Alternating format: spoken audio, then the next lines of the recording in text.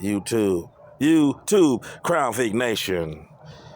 Want to give you a quick update and let you know what I'm about to do.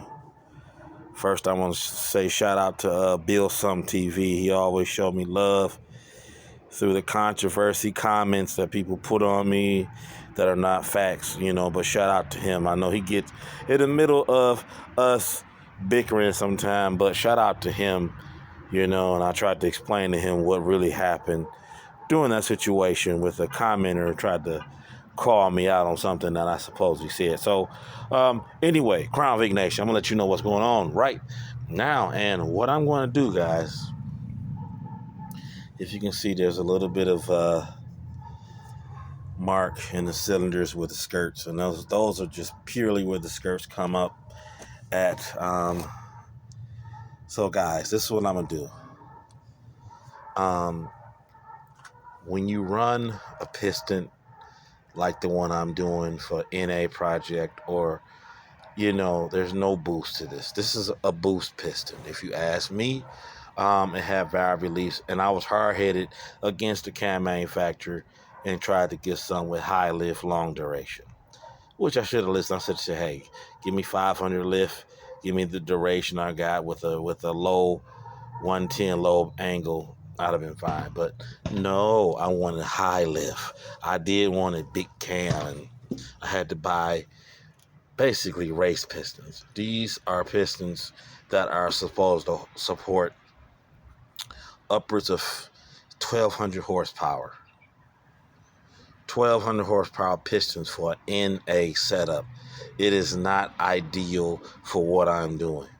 And that's why I tell you guys, some guys can be hard-headed but won't admit their mistakes. But, when you look on Wisely Co's site, they let you know that their pistons will have a certain type of skirt that will not create as much noise or rock as much. They tell you on there, you're going to get some rock. 2618 piston,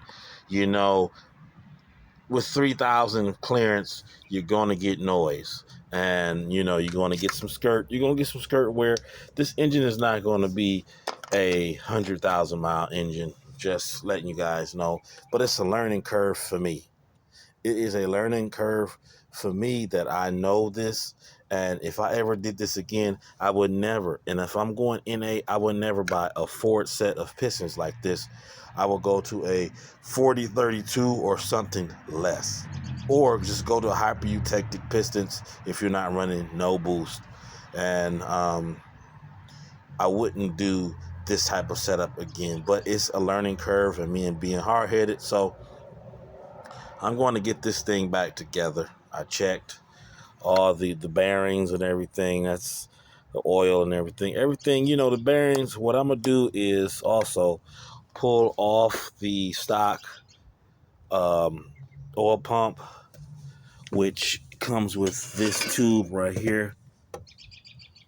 I'm going to ditch that one and put on the high volume one to give me some more pressure. I believe it's between 10 to 15% more pressure getting to the bearings and everything like that. So it is a mild upgrade. It will rob you of a few horsepower, but I'm just going to go ahead, put this thing back together, clean the head surface off, get the studs and get the cams back from being degreed, get this thing running, get the transmission hooked back up, get this thing built and running.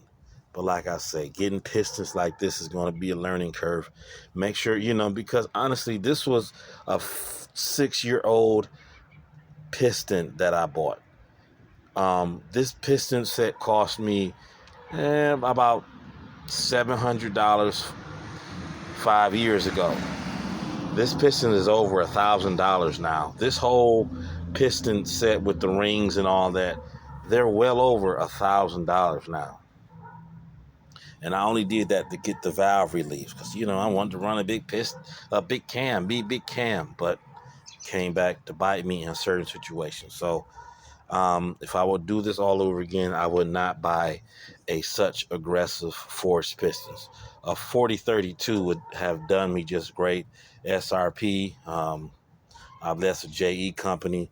I could have ran a little bit tighter clearance, but I went and got all out. So these, you got to really look at your situation. Yeah, I could throw boost. I mean, this engine, like I say, can be rated at, with the rods and the pistons, you can put a good 800 horsepower to this thing. You can put a lot of torque to this thing. I mean, I'm being honest with you. The stock crank is not going to break on you. You don't hear stock cranks breaking.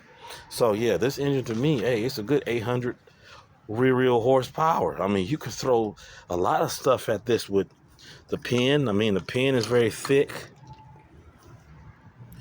pin.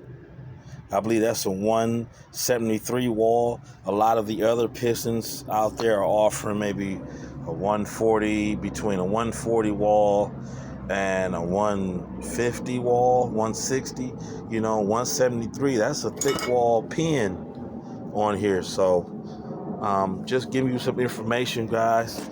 I was trying to make this video short, so yeah, I'm going to probably fix a few of these cylinders, get this thing back up and running, clean it out, and get it going, man. So YouTube, that's the plan. I'll get with you next time. Comment, guys. Give me your comments on here.